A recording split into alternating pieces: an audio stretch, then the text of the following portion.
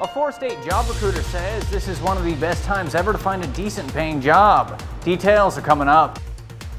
Plus, one of three suspects in a Lamar, Missouri murder changes his plea. And a major player in Oklahoma joins the race to replace Governor Kevin Stitt. The four states' most watched news starts now. A natural gas leak forces emergency crews in Joplin to block off and evacuate a city street. This is KOAM News at 6. Things are under control right now, but earlier today, Joplin Avenue between 12th and 16th Streets were shut down while crews plugged a gas leak. Spire Natural Gas says the leak was caused by a third party, not a Spire crew. Residents have been allowed to return back to their homes. Spire officials say crews are going to be going through the neighborhoods to see if any customers need assistance. A Joplin job recruiter says four state employers are still clamoring for new hires, and those actively looking for work hold all the cards right now. KOAM's Mike Mahoney spoke to the team at Employment Express and a local company that's hiring to learn what's getting four-staters back to work. There's no shortage of now hiring signs throughout the four-state area, but that doesn't mean local companies are having an easy time filling positions. They are trying to hire people on their own, and when they do drug screens and get those completed and then the employees don't show up to work the next day, they realize they're spending that money and then those people don't show up, and so they're at a loss. The team at Joplin's Express Employment Professionals says companies' desperation for employees has translated into one of the best situations ever for those who want to work. If you are looking for work right now, you are in the best time because you have all the cards. If you are looking for something with the highest pay, this is when you're going to get it. Competitive pay has been a recipe for success for Galena's Oasis Car Wash Systems, and it's helped them fill up most of their open assembly positions. Perfect opportunity for them to come in, especially the young ones, and learn a trade. And the pay is right now, it's probably some of the best I've ever seen. Both Oasis Car Wash Systems and Express Employment Professionals say they see more people looking for work after Missouri opted out of the federal COVID-19 unemployment benefits. But that still hasn't cooled off the red-hot job market. There's a lot of places right now you can just walk in and get hired. I mean, not even just with us. I mean, there's plenty of businesses out there that if you walk in and you say, I'm ready to work, they'll hire you. I mean, you can walk in here and within an hour, I mean, we'll have jobs ready for you. In Joplin and Galena, Mike Mahoney, KOAM News. The team at Employment Express also say several companies they work with had pay rates around $11 an hour pre-pandemic, but as of now, general labor in the four-state area is paying closer to $14 an hour. One of three suspects in a Barton County, Missouri murder pleads guilty. Lane Bronson today pled guilty for his role in the 2020 murder of Terry Harless in Lamar. Two other suspects in the case are charged with second-degree murder. Investigators say the men are responsible for the shooting death of Harless. The three suspects are also charged in connection with an Oklahoma murder case. You can read more about that on our website. That's KOAMnewsnow.com. Doug Heddy joining us now. Some good sunshine out there. Doug? Yeah, it's actually turned out to be a really nice day for us today. Temperature is great. Most of us upper 70s to near 80 degrees. And partly to mostly sunny skies. Had some mid and upper level clouds that have rotated through over the past few hours, but in general it looks fine across the region. We have this system which is moving out. If you look out to the west, there's not a lot going on. That's our weather over the next couple days. The big change is going to be the heat is really going to return. Most of us look great, mid 70s to near 80 degrees out on the Kansas and the Oklahoma side. So if you want to get outside this evening, at least we have daylight for about another hour. It looks pretty good. The winds have kind of switched back out of the south. That's going to help us warm up even more over the next couple days. We'll drop back through the 70s, 60s, lower 60s later on tonight. It gets downright hot by tomorrow. We'll talk about that here in a bit. Doug Eddy, thank you. Beginning in January of 2022, anyone who sells more than $600 worth of goods through an online auction site or rivals like Etsy or Facebook Marketplace will receive a 1099-K form detailing the transactions for the IRS. KOM's Bronte Sorosky is speaking with some folks who are going to be impacted by the change and explain more about how that's going to all work tonight at 10. But for now, the change is the subject of tonight's KOM News Now It's a poll question. Will the new tax rule affect whether you sell products online? You can participate in the poll over at our website, KOMnewsnow.com/vote, or through the KOM News Now mobile app.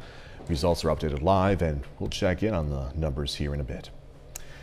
The head of Oklahoma Public Schools will switch parties and run as a Democrat to challenge Republican Governor Kevin Stitt for governor next year. Oklahoma State Superintendent Joy Hoffmeister made the announcement today. She accused Governor Stitt of running our state into the ground. Hoffmeister is a former school teacher and was elected back in 2014. She was re-elected in 2018 and oversaw Oklahoma schools during a tumultuous time that included massive protests and walkouts over teacher pay and school funding. She can't run for the post again because of term limits. Stitt is running for his second term as Oklahoma governor. A spokeswoman for Stitt's re-election campaign says the governor has worked to boost public education funding and raise teacher pay while lowering taxes. Leaders of the 4 Roman Catholic dioceses in Missouri are urging state leaders to end the use of the death penalty. This is after a convicted killer of 3 was executed despite a request for clemency from the Pope. Ernest Johnson was executed Tuesday, the first Missouri execution in 16 months and the 7th in the U.S. this year. Johnson killed 3 people in Columbia back in 1994. Now, yesterday, a statement signed by St. Louis Archbishop Mitchell Rosinski, Kansas City's St. Joseph Bishop James Johnson Jr., Jefferson City Bishop Sean McKnight, and Springfield Cape Girardeau Bishop Edward Rice expressed disappointment with the decision to allow Johnson's execution. Still ahead, a judge's ruling on a lawsuit concerning the Kansas City Police Department's budget. And later, Freeman officials opened their newly expanded sleep center. A Jackson County, Missouri judge today ruled on a lawsuit concerning the Kansas City Council's police budget. It moved more than $42 million from the KCPD budget to other crime prevention efforts. The judge ruled Kansas City violated state law when it made the move. Reporter Betsy Webster has more.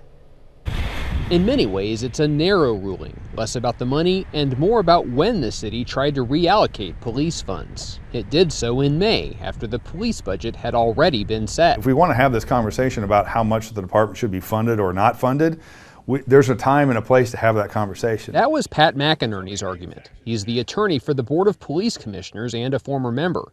In the end, the judge agreed that the city should not have adjusted the department's budget after it had been approved. It's not a comment on how much the department should be funded. It's not a comment on the chief or the mayor or the city council. It's only about whether what the city council did was a violation of law. Mayor Quentin Lucas said he believes the ruling could actually allow the city to exert some influence over police funding in the future. I think it makes clear that the 20% threshold is what's required in a normal budget year negotiation. Any amount over that amount can be negotiated, discussed, and made in collaboration with the city of Kansas City, Missouri. With the funds being returned, he called on the board to fill the dozens of open positions within the department. There are the funds there. They are appropriated at the beginning of the year. Whatever moves and changes they've made to not fund them should be addressed. He also hinted that appeals may be in the works, as well as other legal and political battles about local control. Losers in this, in all of this, will be the people of Kansas City, will be our rank and file law enforcement, and will be anyone who actually just says, how the hell do we make a city safer after decades, after generations of problems like this one? The Fraternal Order of Police also responded to the decision, accusing the mayor of attempting to defund the police and damaging officer morale. Local FOP President Brad Lemon wrote, "It is the FOP's sincere hope the city and the Board of Police Commissioners can put this unfortunate situation behind them and focus their efforts instead on finding ways to recruit and retain officers." I think everybody now expects the city and the department to work together and figure out what the best and most appropriate funding priorities are and to move ahead. Again, that was Betsy Webster reporting. A little bit later, Pitt State preparing to face off with MIAA powerhouse Northwest Missouri State. Plus, our temperatures are really going to heat up over the next couple days. We're going to check that out coming up.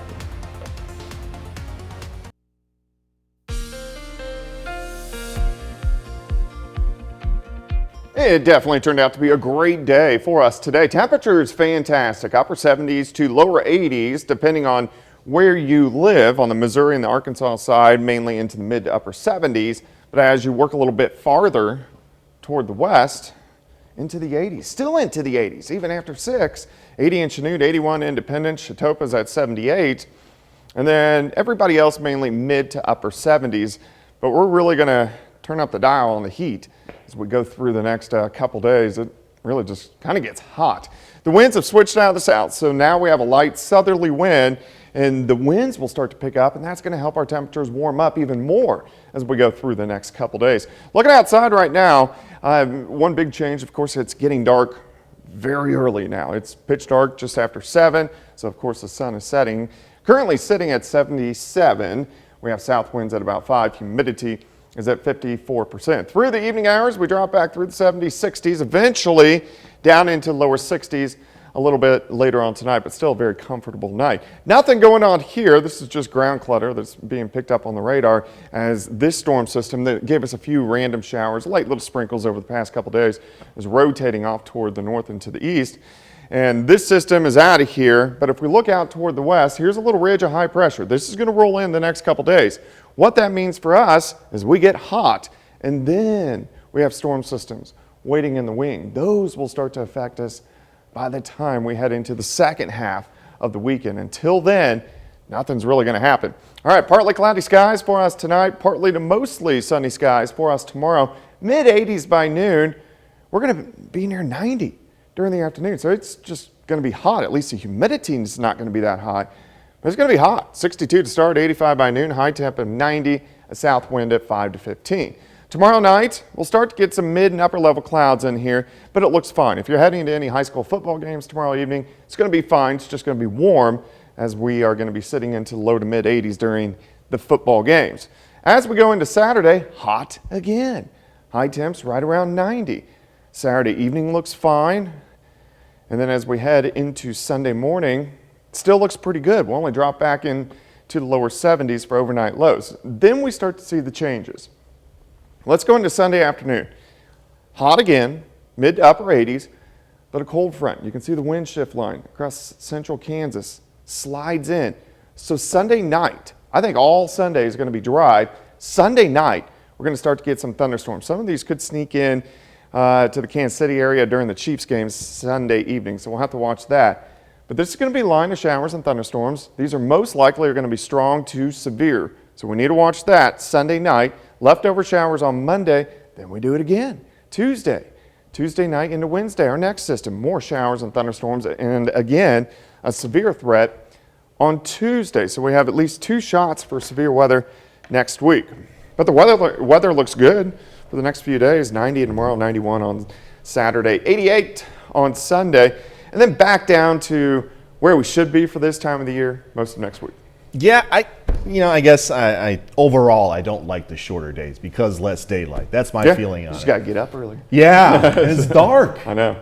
All right, Doug Eddie, thank you. Hey, the Kansas Department of Wildlife and Parks is now offering a fully online hunter education course. This is the first time the course has been offered fully online. The 4-module course is available to everyone 16 years and older and can be completed at your own pace. Traditional in-person courses are still going to be offered, just in case you were wondering. The Kansas Hunter Education Certificate allows you to purchase hunting licenses and permits and hunt without direct supervision of unlicensed adults. Freeman health officials today unveiled their newly expanded sleep center. The center was expanded to include 2 more sleep study laboratory beds. Also, the other study rooms were renovated as well. Officials say the expansion is going to allow for better collaboration with the daytime sleep medicine clinic and the overnight sleep testing team. You know, good sleep is so important to our overall health. It's linked to, poor sleep is linked to obesity, to diabetes. It can increase your risk for heart attack and stroke. And with all the stress that everyone's been through with COVID-19, it's definitely added to that. So we think the timing is perfect to open these new facilities. Freeman Sleep Center is located at 931 East 32nd Street in Joplin. Coming up in sports, the Joplin High School softball team wrapping up the regular season against Waynesville, and the Pittsburgh State Gorillas preparing to hit the road for a Week 6 showdown with Northwest Missouri. Jacob Leonard has that and more next.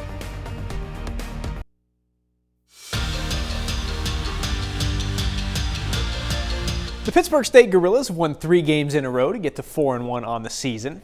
Now this Saturday is their toughest test of the season, hitting the road to face rival Northwest Missouri State.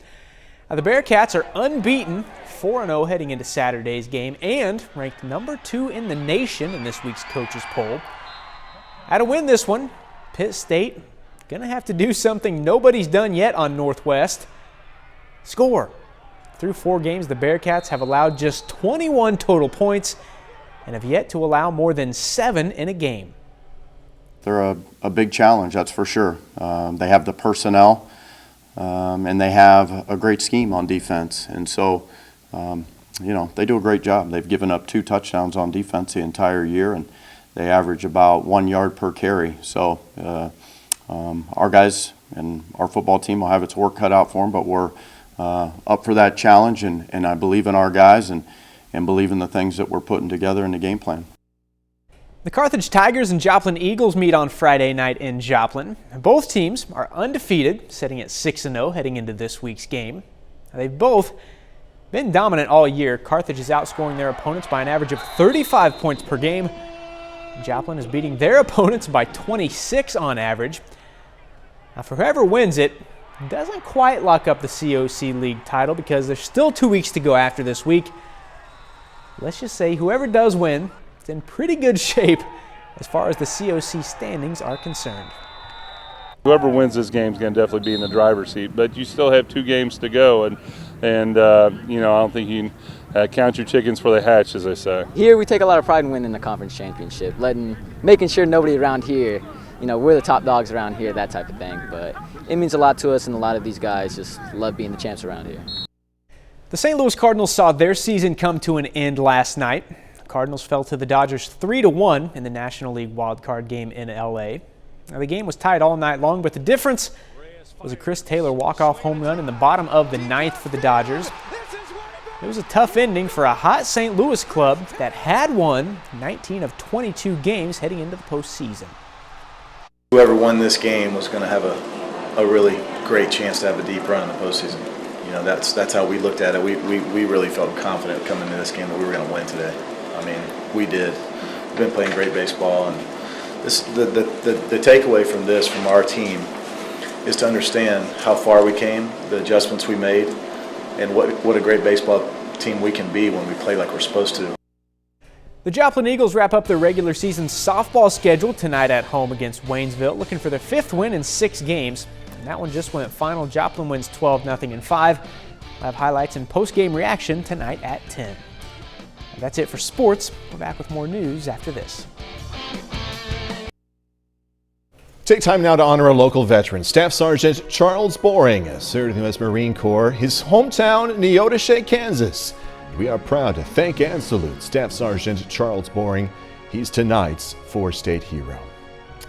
Here's a look at what's coming up tonight. KOAM News at 9 on Fox 14. Going to learn about law enforcement seizing about 400 capsules of suspected fentanyl in Berry County, Missouri. Also, officials say some former NBA players stole from the NBA's health care plan. And food industry analysts expect those grocery prices that are high right now to continue rising for the next year and a half. Yeah, I know. That and more tonight. KOAM News at 9 on Fox 14. All right, another check on tonight's KOAM News. Now, this is a poll question. We're asking, will a new tax rule that says anyone who sells more than $600 worth of goods online will receive a 1099-K form, will all that affect whether you sell products online? You can participate in the poll over at KOAMNewsNow.com/vote or through the KOAM News Now mobile app. Results are updated live, and we'll have the final results tonight at 10. You can see some of the results so far, and a good majority of people say, yeah, it will affect me. Yeah, I definitely think it will affect a lot of people. Quickly, final forecast. Hot. Over the next couple days, temps near 90. Thunderstorms Sunday night. See you at 10.